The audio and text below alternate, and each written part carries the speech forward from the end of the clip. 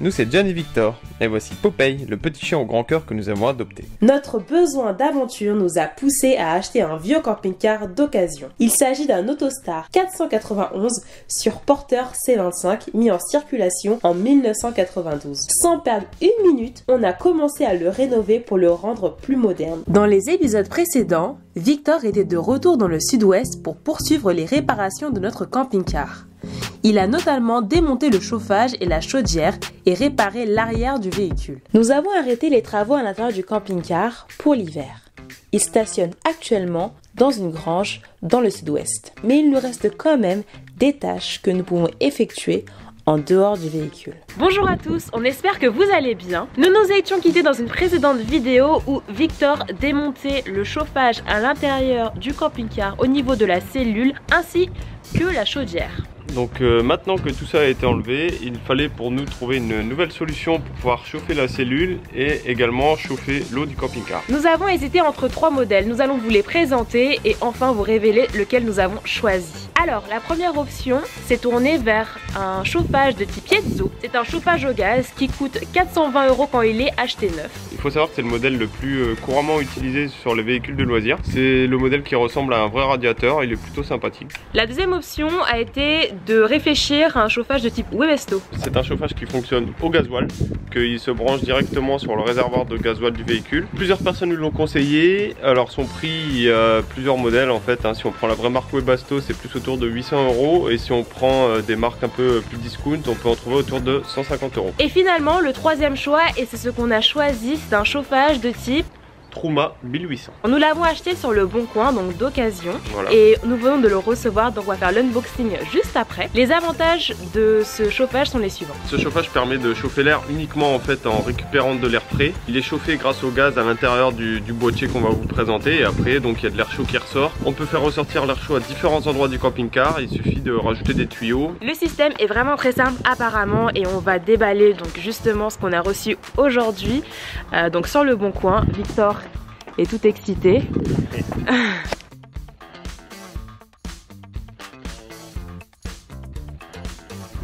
Ok, c'est du sérieux, on attache les cheveux.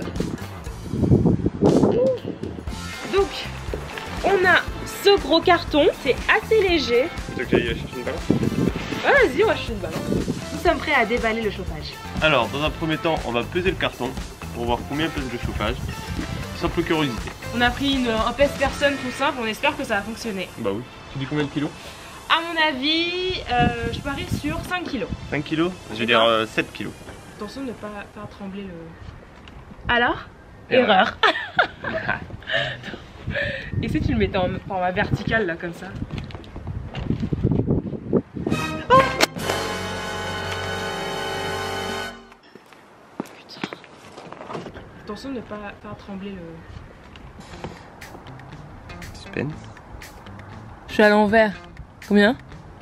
7,6. Pas très léger ce chauffage. À mon avis, on est quand même plus autour de 5 kilos parce qu'il y a le carton qui pèse du poids quand même. Je pense quand même avoir raison, non? Ah ouais. Comme souvent dans la vie. Alors.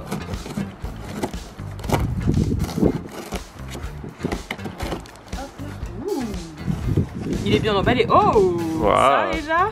Qu'est-ce que c'est? Ça c'est pour faire sortir l'air, non? Ouais, je pense. Ok.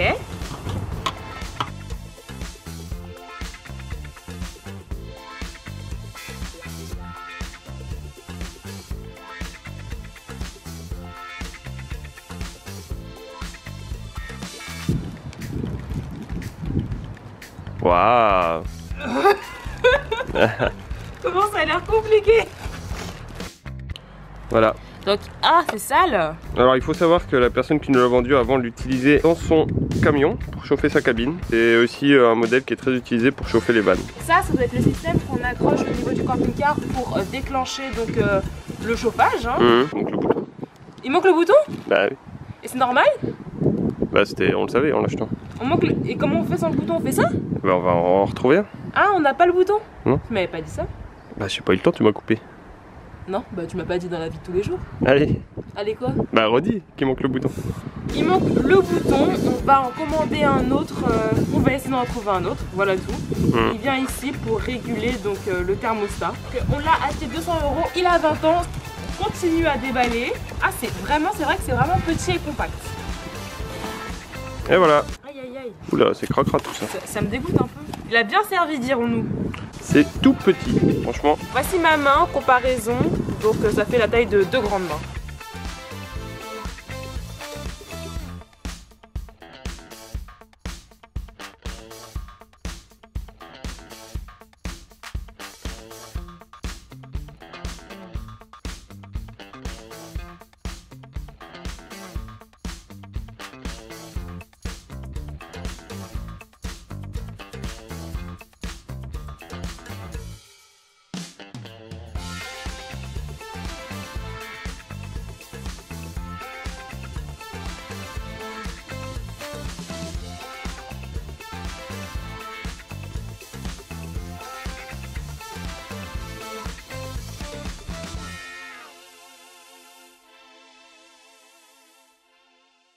Vu qu'il est tout petit, je pense qu'on va le mettre droit comme ça dans l'ancienne armoire du chauffe-eau. Comme ça, je pense. Ça sera connecté à la cheminée.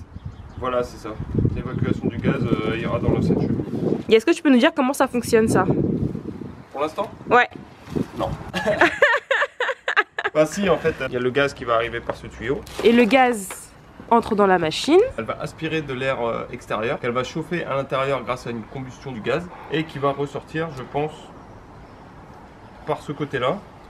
Mais si ça sort à l'extérieur du camping-car, t'as dit? Ça? Mais oui, t'as dit que tu l'as connecté au niveau du... Peut-être ça. Enfin, il y a un des deux. Non, c'est ça qui sort. On sait pas encore très bien comment fonctionne ce type de chauffage. On va le tester, on va bien sûr faire appel au père de Victor pour nous aider car c'est un peu notre expert réparation. On se retrouve aujourd'hui pour tester le nouveau chauffage qu'on a acheté. Il faut savoir qu'il fonctionne au gaz et au 12 volts. Du coup, on ramène une bouteille de gaz et on va faire fonctionner le tout avec la batterie de notre voiture. Vu qu'il fonctionne aux 12 volts, c'est le seul moyen qu'on a pour pouvoir le tester, c'est en le mettant sur la batterie du véhicule. Espérons que ça marche. Victor a bien nettoyé le chauffage hier. Donc après analyse, j'ai enfin compris le fonctionnement du chauffage. Je vais vous expliquer rapidement comment ça marche avant d'essayer de le mettre en route. On a ce premier tuyau qui sert à l'arrivée du gaz. On va brancher sur la bouteille qui est ici. Voilà, grâce à ce flexible. Bon, celui-là il est à remplacer avant 2015, donc on va le changer. Ce tuyau là qui est en fait pour l'évacuation des gaz brûlés. C'est celui qu'on va devoir faire sortir du camping-car, soit par la cheminée, soit en faisant un trou dans la paroi pour évacuer, comme le nom l'indique, les gaz brûlés et qu'on ne s'intoxique pas au monoxyde de carbone. Ensuite, ici, il y a l'aspirateur d'air. Donc l'air va être aspiré par cette bouche là et elle va être chauffée à l'intérieur grâce au gaz et elle va être recrachée par cet embout ici. Donc ici on va y mettre un gros tuyau pour faire sortir l'air chaud où on le souhaite dans le camping-car. Voilà. Après il y a le boîtier de contrôle électronique et ça le petit thermostat, la petite télécommande de fonctionnement et c'est ça qu'on va devoir brancher sur la batterie. Donc les deux cosses, la cosse rouge et la cosse bleue. Le plus et le moins pour pouvoir faire démarrer le chauffage.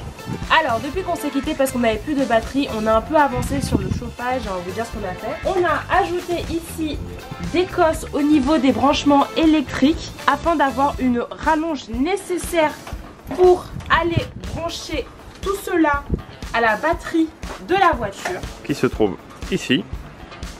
Au bout, on a ajouté un système aussi de cosses pour accrocher les embouts sur la batterie. Concernant le coffret, on va changer le tuyau d'arrivée de gaz parce qu'il est très vieux et il est fermé depuis déjà pas mal d'années. Donc on a un nouveau tuyau sur la bouteille de gaz et qu'on va brancher sur l'appareil. Après, il n'y aura plus qu'à le mettre en marche grâce à la télécommande. On va regarder une vidéo sur YouTube pour voir comment elle fonctionnait. À voir. Normalement, tout est censé bien se passer. La première étape, c'est de desserrer l'écrou. On met un petit coup de cutter avant pour l'aider à sortir. Hop. Voilà, comme ça il est ouvert et il n'y a plus qu'à le tirer. Maintenant qu'on a fait ça, on va pouvoir rebrancher le nouveau tuyau pour que la bouteille soit reliée au chauffage. On n'oublie pas de mettre le collier avant. Et ensuite, on enfonce. Et voilà, on serre le collier. Le tuyau est bien serré, il est lié à la bouteille de gaz qu'on va maintenir fermée pour le moment. On va passer au branchement électrique de l'appareil, donc sur la batterie du véhicule. Donc il y a deux bornes, une borne moins et une borne plus. Nous ici on a deux cosses. La cosse rouge qui va aller sur le bouton plus et la cosse noire qui va aller sur le bouton moins. Le rouge sur le plus, le marron sur le moins. Attends. Bah, pourquoi tu mets le rouge sur le moins? Ah oui. Fais gaffe sinon tu pètes la batterie si tu le fais à l'envers. Ok. Ça peut vraiment péter dessus là? Oui. Mais si tu le fais dans le bon sens, non? Là c'est plus. Hein. Oui. Tu mets un petit écrou? Pour le mettre direct? Oui.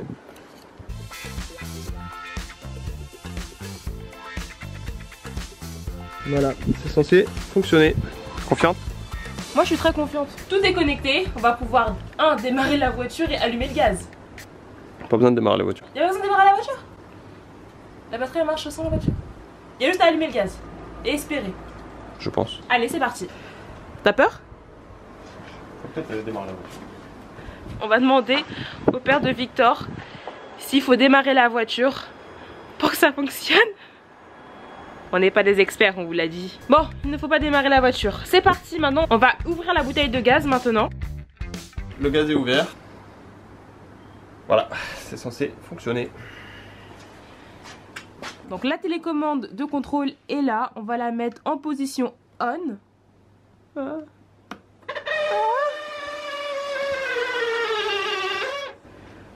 Il y a du bruit!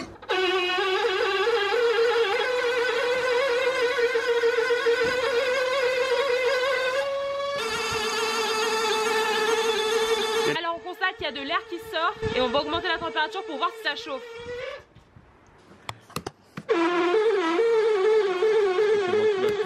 Je crois que c'est chauffage. Je sens pas d'air qui sort. Peut-être attendre que ça chauffe. Rien ne se passe. Si. Non, rien ne se passe, Victor. Bon. Ah. Alors apparemment, il y a le ventilo qui coince dedans. Alors là, le plan, c'est de démonter le chauffage pour voir ce qui se passe dedans. Peut-être que le ventilo, les ailes du ventilo sont bloquées. On ne sait pas.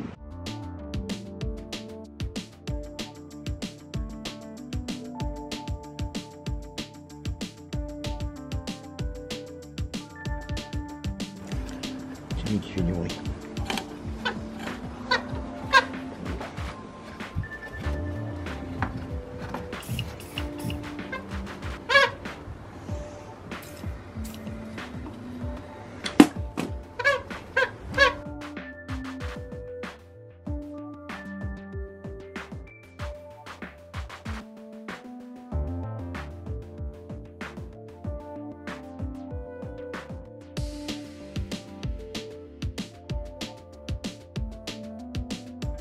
Donc ça et ça, on peut pas le démonter parce que c'est sécurisé par de la cire et ce serait dangereux de l'enlever.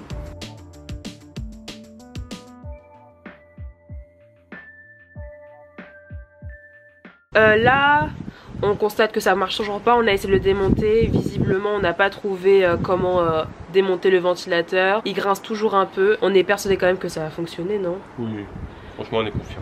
Voilà, on va retenter des trucs. Voilà. Un peu à tout en espérant que, en manipulant les choses, ça va faire fonctionner l'appareil. On va manger, on reste optimiste. Moi je pensais vraiment que ça allait marcher au premier coup. En fait la ventilation fonctionne, enfin le froid fonctionne, le ventilateur fonctionne, mais c'est la partie chaleur qui là pour l'instant on n'y est pas quoi.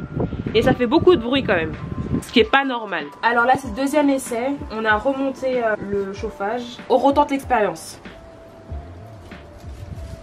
Jusque là ça va. Y a aucun bruit qui se fait.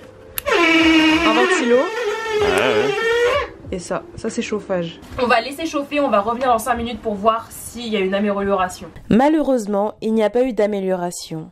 Malgré tous nos efforts de réparation, le système de chauffage que nous avons acheté est défectueux. Nous avons donc décidé de le revendre sur le Bon Coin pour que d'autres bricoleurs s'en servent pour ces pièces détachées. Nous reviendrons donc sur le choix de notre chauffage plus tard dans nos aventures. En tout cas, nous espérons que cette vidéo vous aura plu. N'hésitez pas à aimer, vous abonner et nous suivre sur Instagram si vous appréciez notre contenu. Et on se dit à très vite pour une prochaine vidéo. Salut!